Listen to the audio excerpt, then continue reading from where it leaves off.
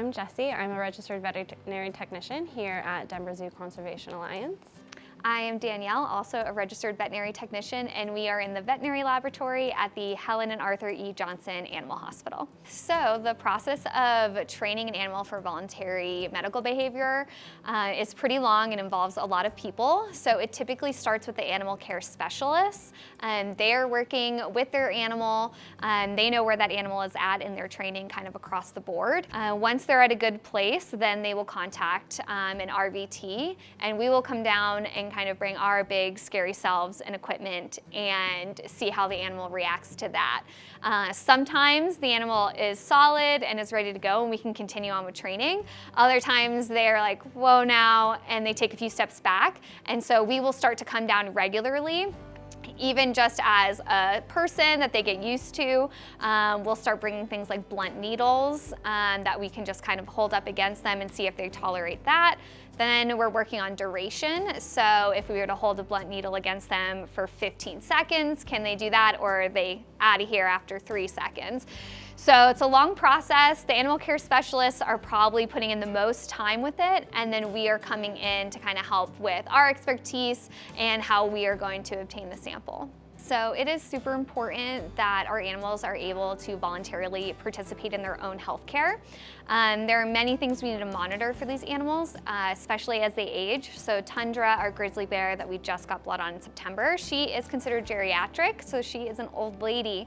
And so ideally we get a blood sample on her twice a year, and that is to monitor all sorts of parameters for many of her organs and just to make sure she's healthy as she ages.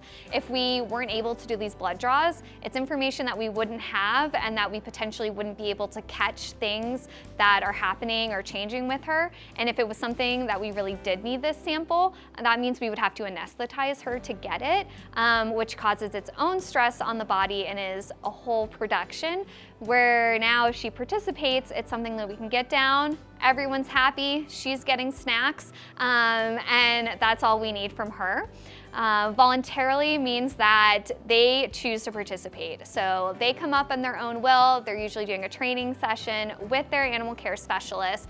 They're typically getting lots of yummy snacks. They are presenting their leg or their arm, whatever we need to draw blood from, and they can choose to pull away or walk away at any point.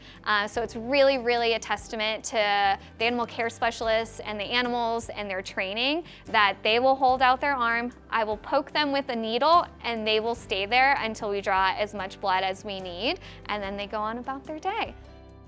Our Przewalski wild horses are susceptible as they age to getting pituitary pars intermedia dysfunction, PPID, which is very similar to Cushing's disease in a human. For this disease, we need to be able to do blood draws on them every 6 months once they start medications for it. And unfortunately, if you do it under anesthesia, that causes false elevations in the values that we're looking for. And then you're medicating an animal that doesn't really have the condition. So being able to do this awake, which is very rare in zoo institutions because they can be a very flighty, hands-off species, is really, really important. After having worked with Yisun for 7 months, her first successful blood draw was about 2 years ago, and it's still probably a highlight of my career. I started going there and she barely wanted me to even touch her, and I was a stranger, and now she will, when I walk by the exhibit, she'll walk over and recognizes me and is ready for training sessions. And it was such a long process, and I, at times, was kind of losing hope that we were going to be successful with it. And then just one day it all came together. She stood perfectly at the fence and didn't try to walk away from me, and we got the blood, and I could cry right now. I was so excited. It happened 2 years ago, and I will probably never ever get over it. And she's my favorite creature here at the zoo, and it's just one of the most rewarding experiences of my life.